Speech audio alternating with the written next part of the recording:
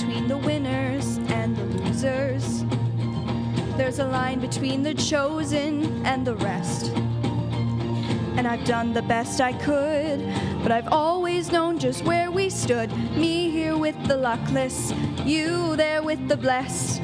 And that line between the beggars and the choosers is a line you've never let me quite ignore. How I've tried to jump that great divide, but I've never got the chances you were given. You don't know how much I've been denied. Well, I'm not being patient anymore. I'm crossing the line, and I'm done holding back. So look out, clear the track, it's my turn. I'm taking what's mine.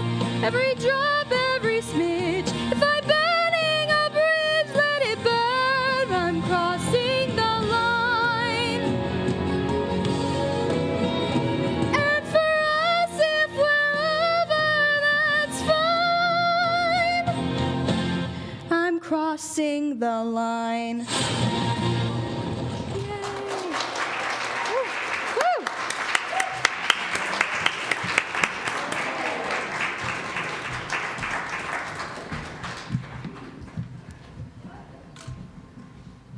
Unity of Potbelly got talent. Thank you, Amy.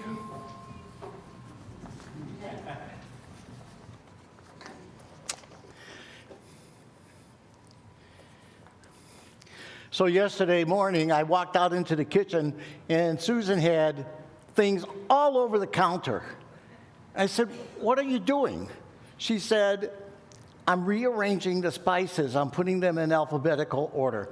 And I said, "My God, woman, how do you find the time?" She says, "It's right there next to the sage."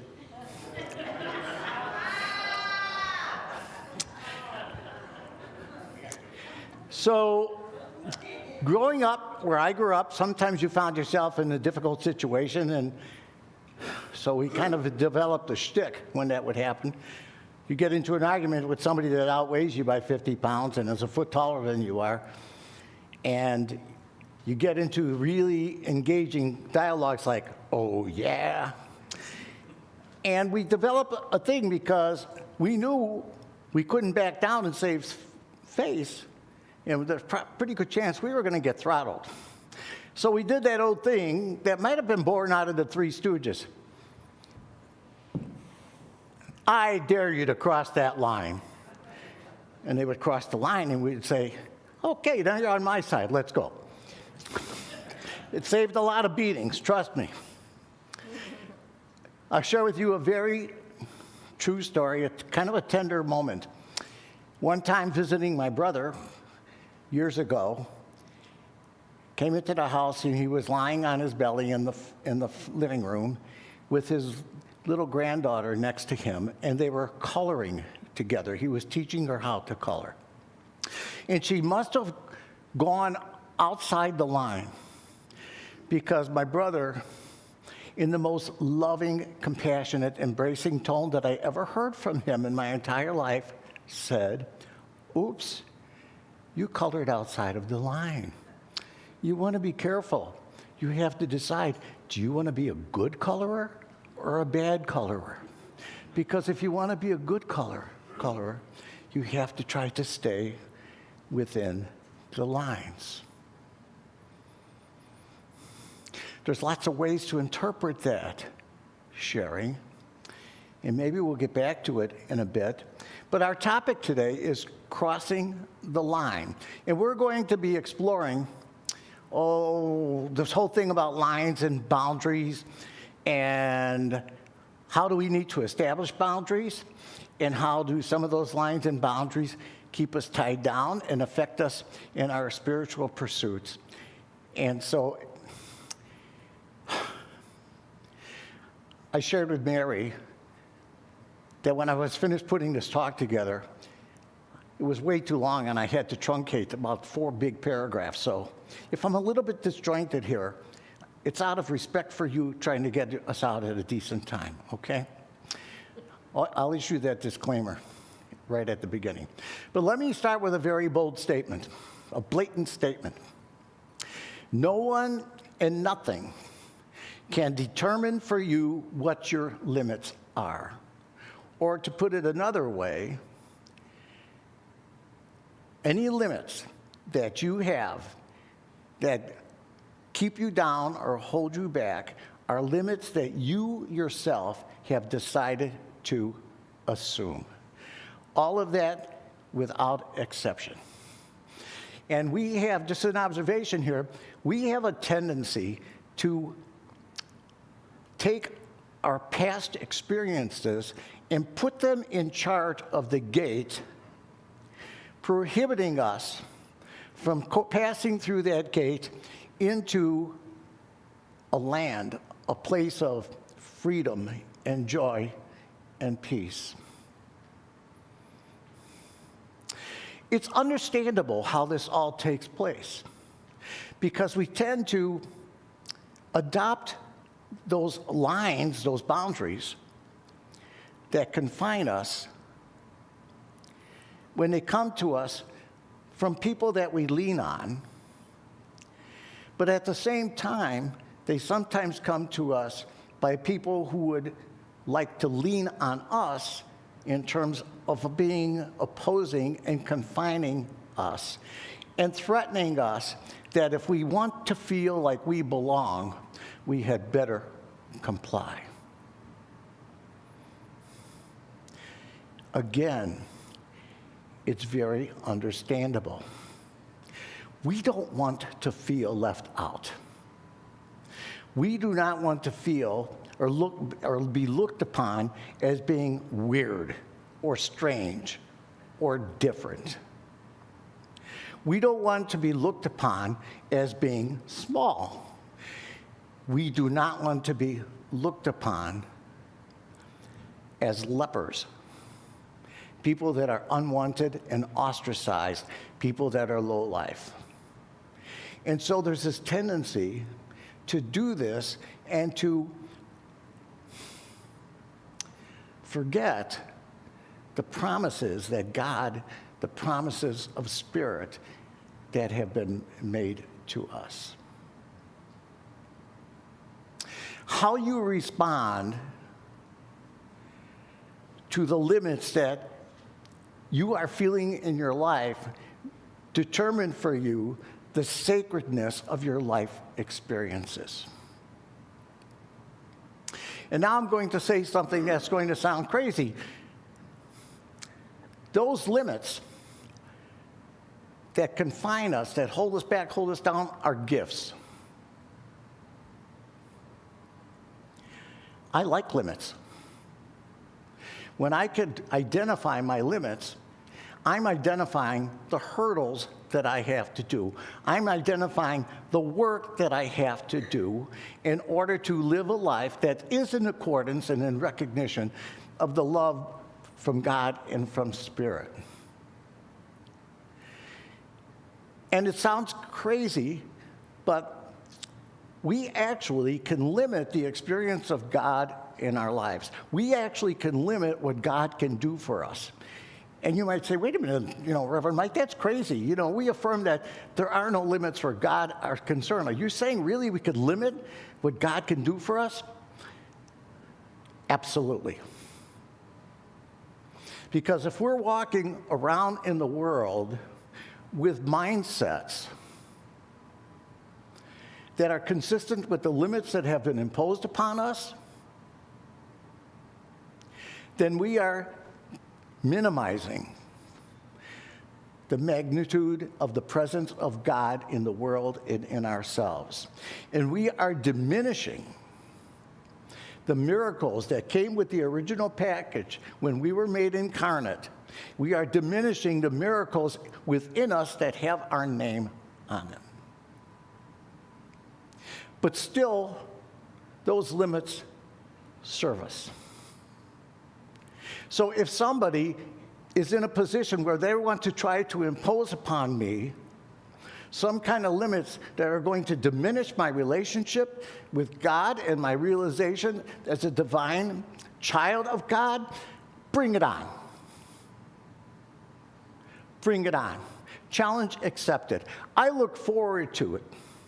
I look forward to discovering land and territory beyond those limits, which are all kind of imaginary to begin with. And I'm ready to cross those limits to be happy, and I'm ready to reach for whatever star I want to reach for. I don't care how high it is. There's an old expression, don't take no for an answer.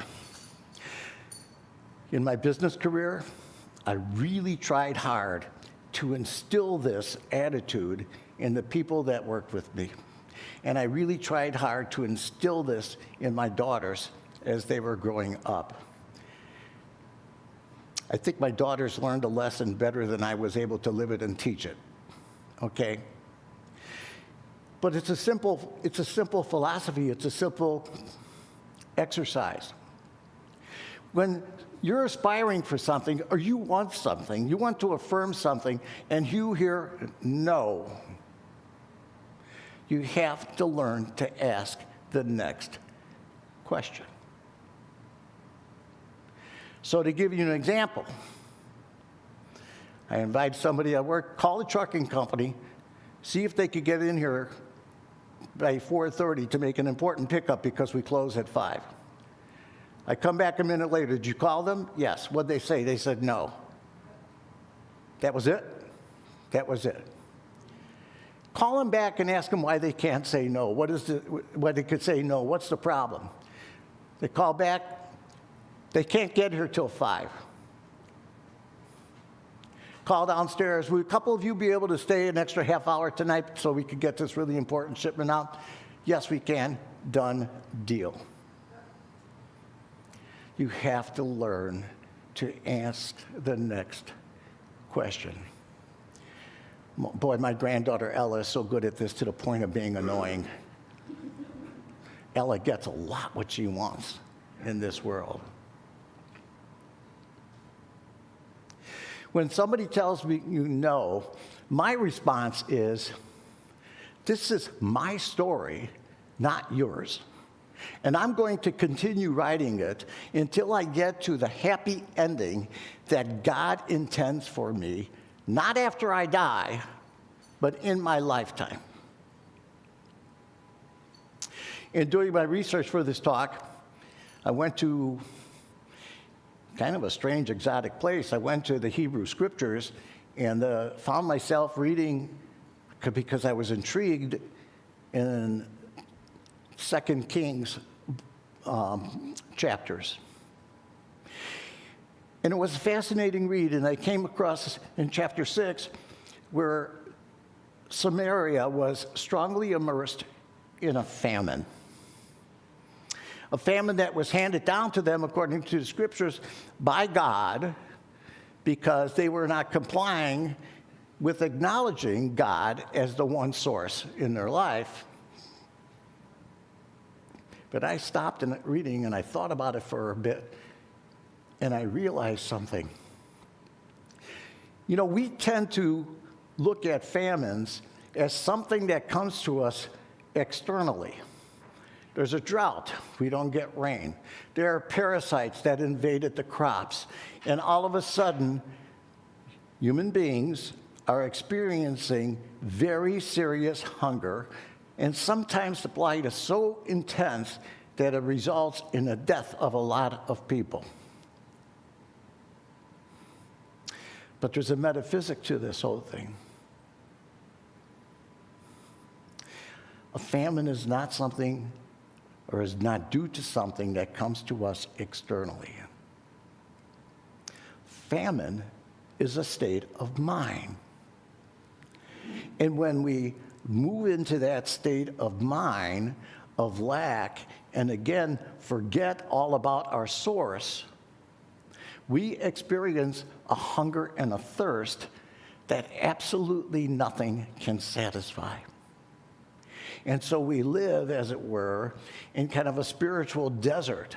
We live in a place where we're not getting fed, but it isn't because some wistful God up in the sky decided to condemn us and put that suffering upon us.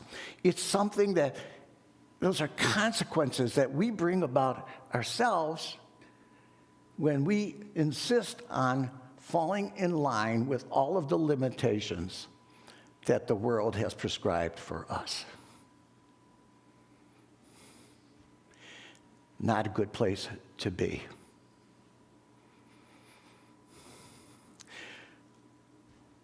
What are some practical applications to what I'm talking about? The first one is, you got to show up. You can't hide. Frankly, I have talked to a lot of people, given what this political situation is in the country right now, and several people have expressed, I'm just going to lay low for 2 years, maybe 4 years if I have to. And, and that's all that I'm going to do. Whatever angst you may be feeling, whatever your agenda may be, Republican or Democrat, you can't sit out life. If you decide to sit it out, all you do is exacerbate all of the pain that you are going through and suffering through, whether it's politically related or not. You have to make your presence known.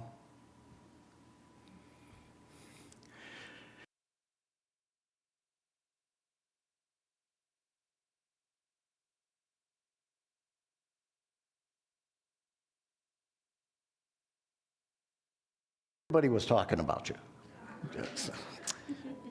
After we were finished, the group next to us was a bunch of young people, men and women, who were bowling, and one of them accosted me, buttonholed me, and said, "Can I ask you a question?" I said, "Sure." "What's the average age of you guys that were bowling?" And I said, 34, and we're really in bad shape. And he said, "No, seriously." So I said, "I don't know, maybe a little north or south of 70, I don't know." And his reaction was, "That's remarkable.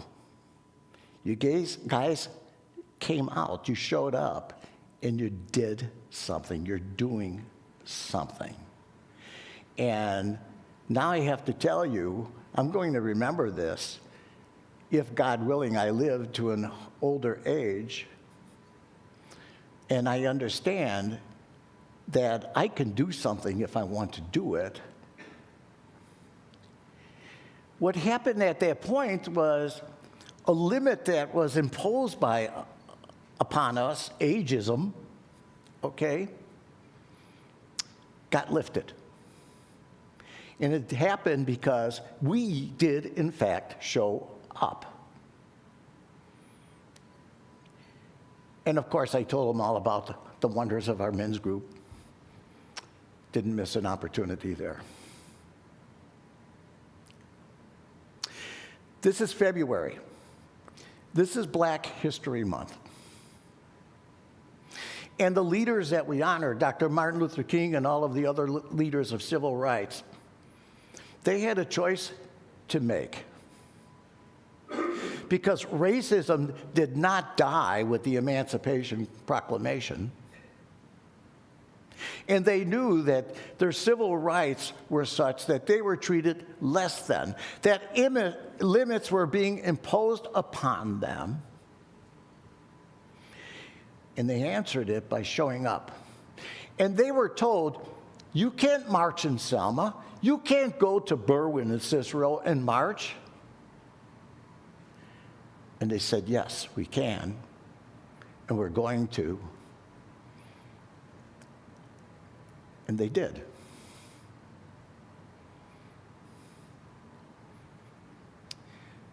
Woody Allen said, life is 80% showing up. And you don't get anywhere by hiding. You don't get anywhere by pulling in the reins and going to sleep with your head covered in a blanket. Whatever it is that is tormenting you, that is plaguing you, that is disturbing you, as I said earlier, since those limits that you're living under ultimately are part of your decision made consciously or unconsciously, you also have the power to show up and to remove them. Years ago, Susan and I belonged to a club, and I was getting dressed to go out, and she said, "Where are you going?" I said, "I'm going to the club." She said, "Why?" I said, "Because they're having that raffle." Did you ever have a raffle ticket where it said winners must be present? Okay. And the shtick at the club was every week they were doing a drawing of a member, and if your name was called, you got $100. And if nobody claimed it, that rolled over, and the next week they added $100. So it was at $500. I said, "Susan, I'm going to get my $500. And she said, "Okay, have fun." And I went there, and Corpin was called out, and I was handed 5 $100 bills. And I came home, and I peeled off $100 at a time and put them on Susan's lap, and she said, "You got to be kidding." I said I claimed it. I knew. I really kind of suspected that I was going to be a winner that day. Going back to that reading from Kings, in chapter 7, there's an intriguing story. There were 4 lepers who appear at the gate of the city, and they don't know what to do. Now, back in those days, if the priest or somebody decided that you had leprosy, or it didn't have to be leprosy, it could have been any skin ailment, skin lifts, whatever, age spots, you were regarded as a leper. And you were obligated by law, when you showed up in the proximity of somebody, you were required to yell out, "Unclean, unclean, unclean."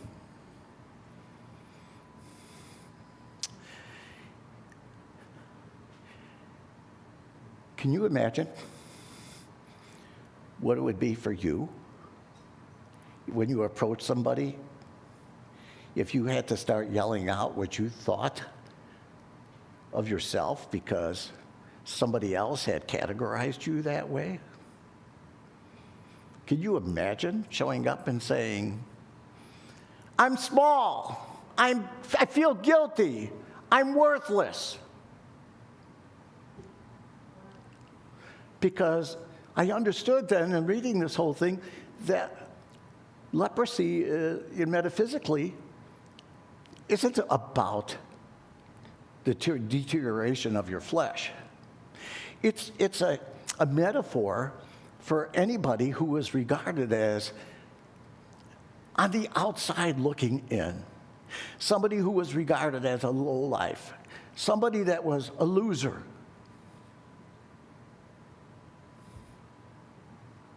Today, we're more sophisticated than that. Today, we proclaim, "I'm a loser. I'm ashamed. I'm embarrassed. I don't have what it takes. I'm not pretty enough. I'm not tall enough. I'm not good enough." But we proclaim it by our lack of participation. We proclaim it by our silence. We proclaim it by sitting out.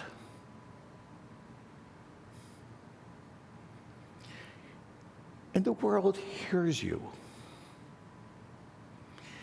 And maybe a whole bunch of the world says, "You got it right. Keep doing what you're doing. Keep being weak. Keep affirming that you're not worthy." Because that's exactly where we think that you belong.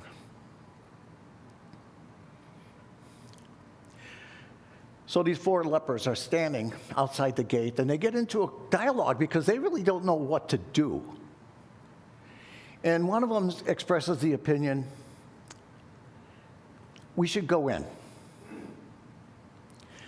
Because if we go in, yes, we may be killed. If we don't go in and we stay here, we're going to die anyway. And so they agree that this makes some sense, and they decide that they would go to one of the camps of the Arameans, and they make their way into the city, and they don't see anybody. And they make their way to the camp, and it's been deserted. And so they left behind all kinds of food and rations and things like that, and they were okay. There's a really significant takeaway here. The minute that you move to a place in your heart and in your mind that if I stay put where I am, all I'm going to do is suffer a long, lonely death of a type, even though I am actually still breathing, I am in effect dead. And you might say, well, that's kind of a rash thing, they got nothing to lose. But that's the truth of the situation. If you're not happy with where you are, if you're not happy with your vision of who you are, why would you stay there? Why don't you try to establish something that's significant? And the reason, the vacancy, the emptiness that they found in the city and in the camp, to me said that the very moment that they made the decision to enter in, God took care of business. And what I'm telling you and I'm suggesting to you is the very moment, whatever your motivation is, that you have decided that, no, this is not who I am so much more. The very moment that you make that decision, the God in you kicks in. You're taking action, you're taking motion. Spirit is a built-in motion detector. And the very moment that you come to the realization that the source knows more about you than you know about yourself and loves you unconditionally, in that very moment, it all changes.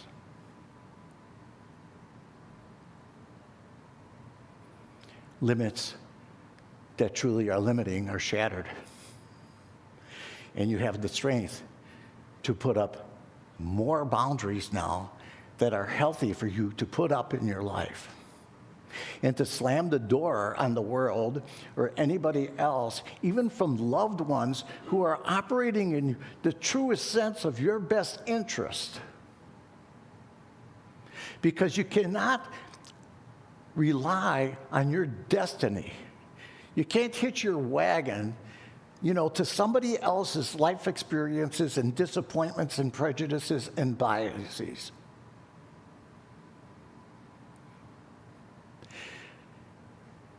You may feel like you're all alone, and you may feel terrified, and well that you should, because it's not going to be easy. But if you flip that switch within your head and mostly within your heart, if you're going to go to a place that's similar to, we have had enough and we are going to march on Selma, Alabama.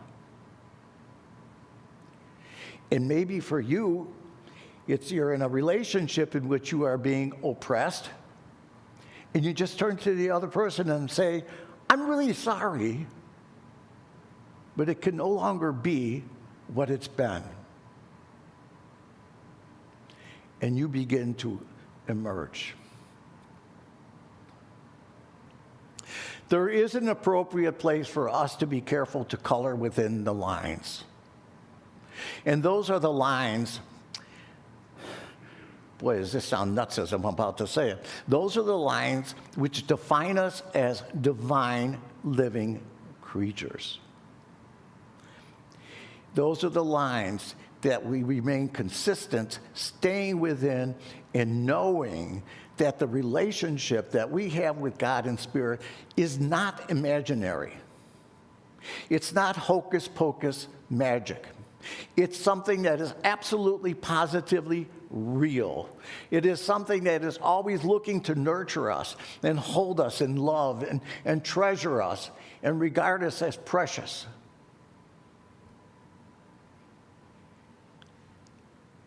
Yeah, there are times that could seem like a bit of a reach, right? Your alternative is to just stand outside the gate until whatever. And ironically, by committing to coloring ourselves whatever color we want within our own divinity and manifested any way that we want that is to our liking and to our enlightening, everything else becomes shattered.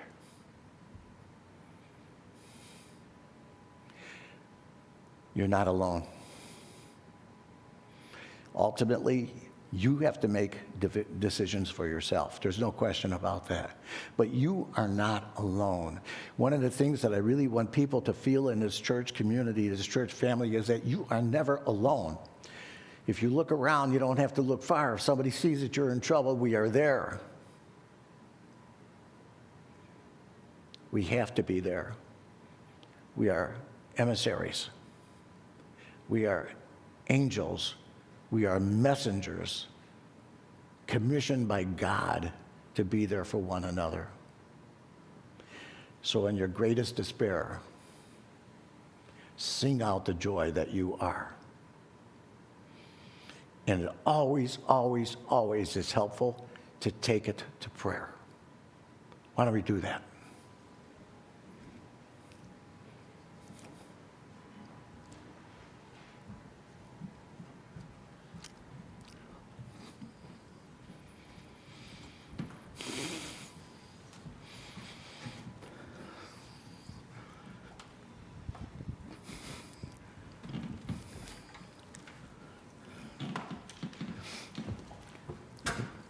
Was a rousing talk. I put Luna to sleep. You said her name.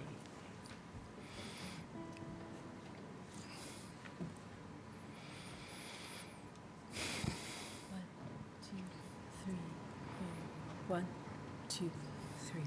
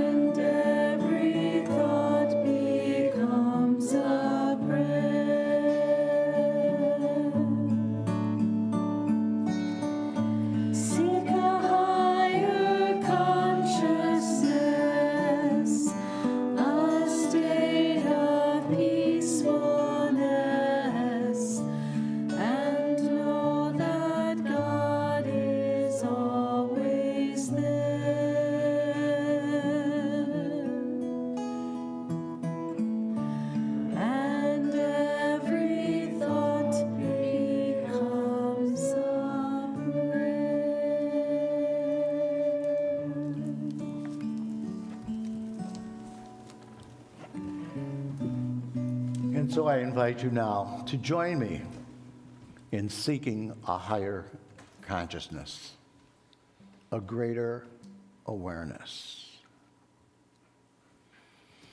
Allow yourself to take a breath, a nice, big, healthy breath, and inhale it, and very slowly exhale it.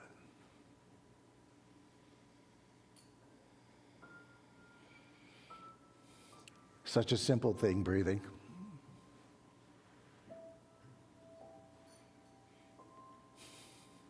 And yet, it has to be one of the more signs of divinity.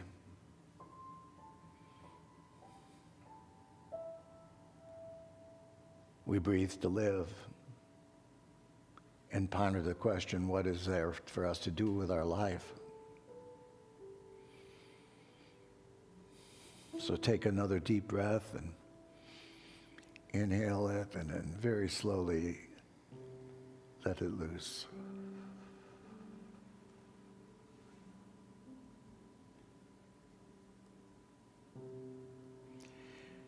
We go into the meditation always to listen.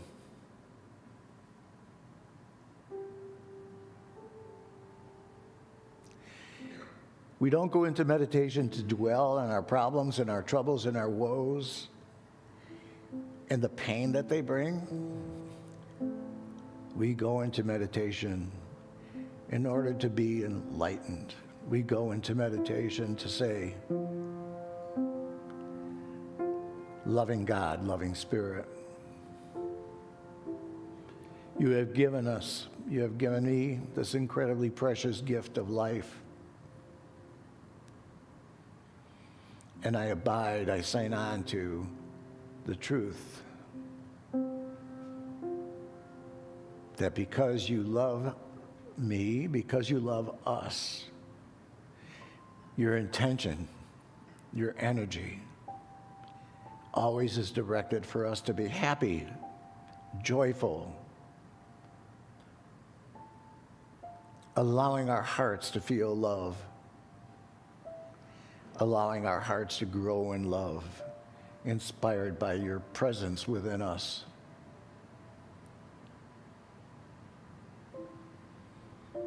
And as we listen today, Lord, this is the truth that we affirm.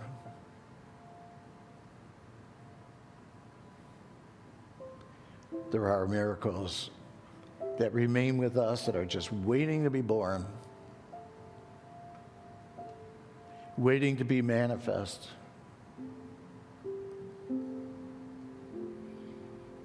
We affirm that we are called to be priests, priestesses, and prophets, whatever it takes.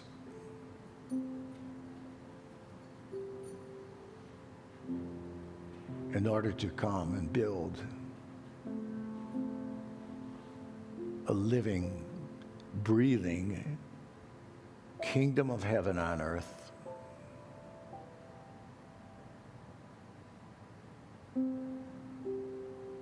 Where brothers and sisters can come together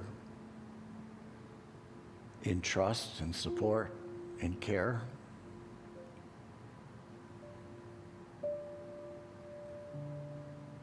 Where we could come together and through faith see things that aren't readily visible and use our imagination to color them any way that we want.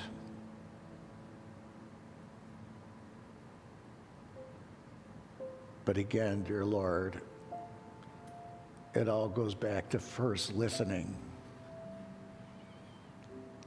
to the still small voice, your still small voice deep within our souls. What is ours to do? And so we ask this question now as we move into the silence to await your answer.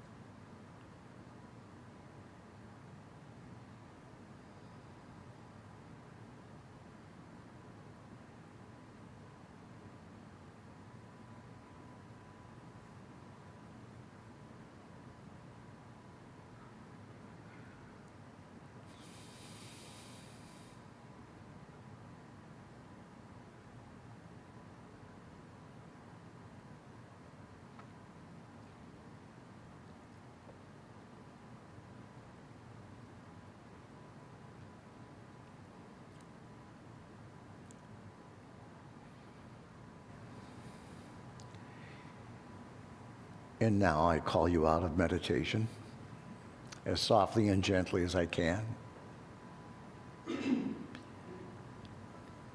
I bid you good morning for a second time. And as you are comfortable, open your eyes. Reacquaint yourself to the space where you are seated. Reacquaint yourself to those that are seated next to you or around you with an awakened awareness. You hear the piano playing.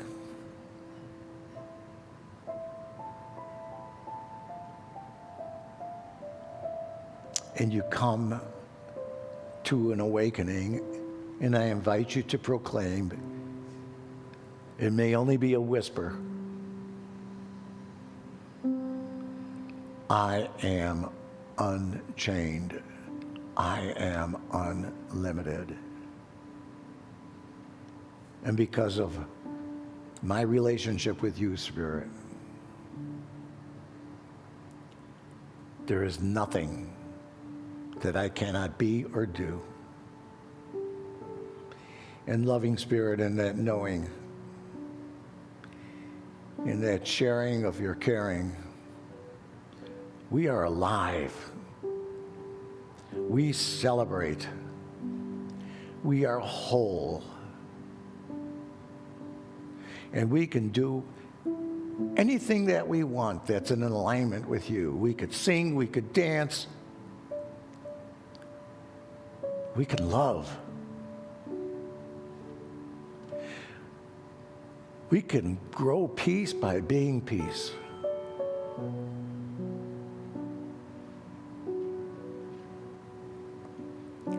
Our hearts are filled with joy in this knowing, Spirit.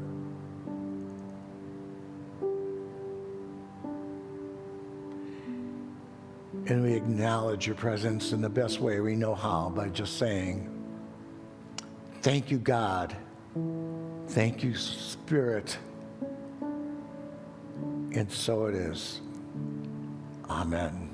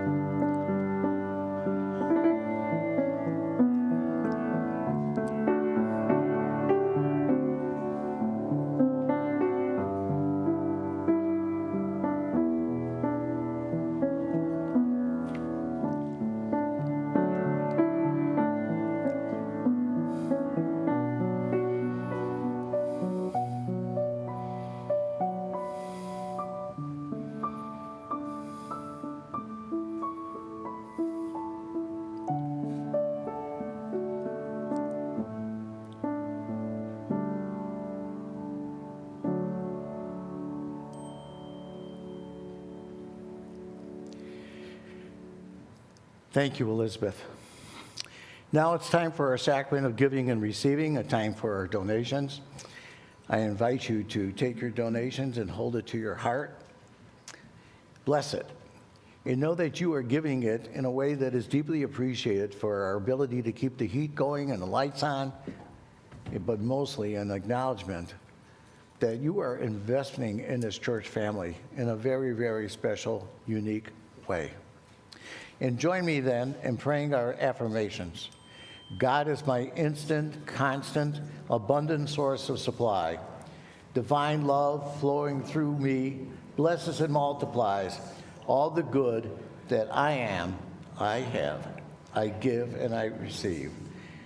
Divine love flowing through us blesses and multiplies all the good that we are, we have, we give, and we receive. And I think we have more music. 1, 2, 3, 1, 2, 3, 1, 2, 3, 1, 2. We do, actually. And you're more than welcome to join in with us.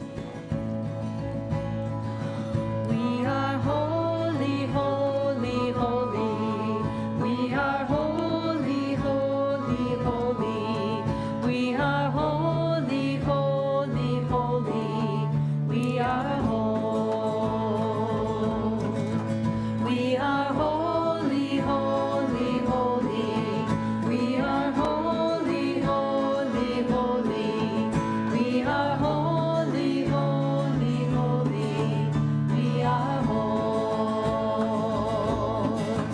We are holy, holy, holy.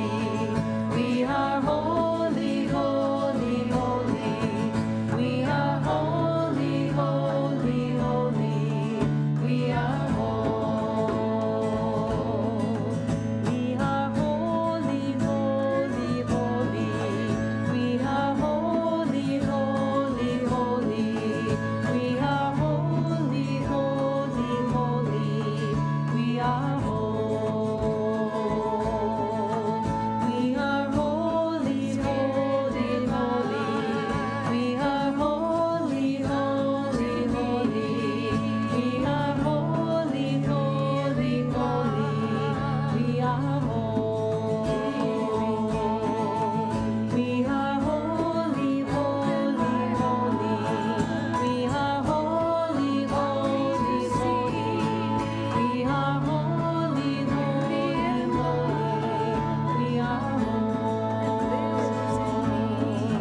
We are holy, holy, holy. We are holy, holy, holy. We are holy, holy, holy. We are holy. We are holy, holy, holy. We are holy, holy, holy. We are holy, holy, holy. We are holy. We are holy, holy, holy. We are holy, holy, holy. We are holy, holy, holy. We are holy. We are holy, holy, holy. We are holy, holy, holy.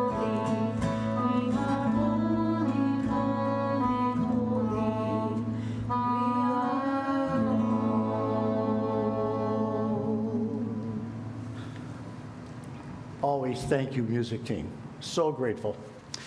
Some announcements. We have a few. Please stay with me because these are important. This Tuesday, the men's group will meet again, this time at the church, to watch the movie Groundhog Day. It will be a fun evening together as we discuss the movie afterwards. Next Sunday after the service will be Super Bowl Sunday. We need people to sign up to bring soup and food accoutrements that go along with the soup. Please let Wanda Faye know what you will be contributing. Next Sunday also will be the women's group meeting. Wanda Faye will give a presentation on Black history at that meeting. Game night is starting up again. Join us on Saturday, February 15th for an evening of friendly competition. Please support our Uniteens by attending their bake sale after service on February 16th. They will have homemade cookies, cupcakes, brownies available for a love donation to benefit their upcoming Uniteen retreat. Your generosity means a lot. The 2025 church directory is on the desk there leading into the fellowship area. It's now available. Please be sure to pick up your copy. At the end of this month, the prayer chaplains will have their yearly training. There are inserts in the bulletin. Please take time to read the inserts that give you much more detail than I can here. This training might be an opportunity for you to enhance your prayer practice and enrich your spirituality. Also, the decision to become a prayer chaplain does not have to be made until the training is completed. Now, I am told that there's one more announcement that Carl has asked to make. Listen up.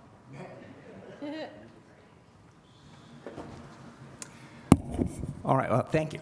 All right, so every Sunday, as he just did, Reverend Mike thanks the music team, and we really appreciate that. And Generally, you applaud that, and we appreciate that also. But there's one person in particular who makes it all possible. And Kitty, if you could come out, please. Whoa.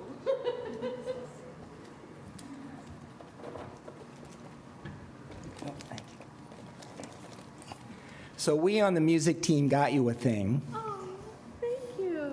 signed a card. And you don't have to open it now because we're going to try a little demonstration of what this thing is. So if we could have the lights out, okay, well, they're ahead of me. Is it possible to slide that little board in front of the projector screen? All right. I don't know if it'll be dark enough to make this work, but we'll see. Okay. Oh. It's called a garden firefly projector light. And it's kind of hard. If you look, you can see there are lights all up and down. It's more effective, of course, when it's darker and when you're shining it up into trees and so forth. But Well, thank you all. I had no idea. This is completely unexpected. yeah, well, we all chipped in and kept it secret, and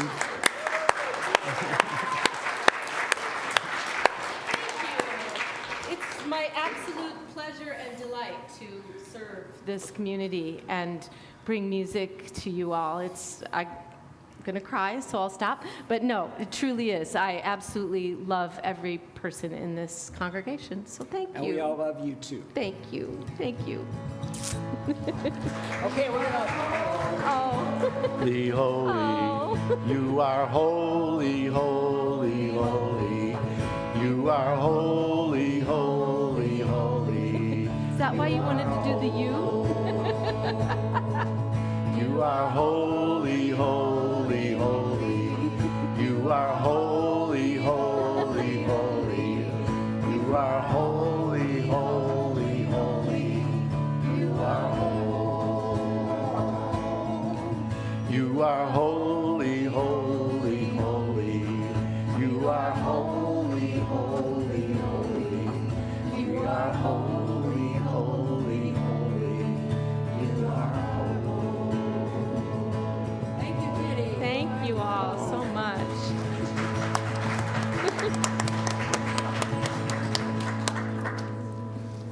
absolutely well deserved. Thank you. So we've already proclaimed how holy we are, so we're going to skip the congregational blessing this week, and we're going to go right to the prayer of protection and sing out to our peace song. So I invite you to please stand and join me in our prayer of protection. The light of God surrounds us. The love of God enfolds us. The power of God protects us. And the presence of God watches over us. Wherever we are, God is, and all is well. Rock it out. Let there be peace on earth, and let it begin with me. Let there be peace on earth, a peace that was meant to be. With God as Creator, united all are we. Let us walk with each other in perfect harmony. Let peace begin with me. Let this be the moment now. With every step I take, let this be my joyous vow. To take each moment and live each moment in peace eternally. Let there be peace on earth, and let it begin with me.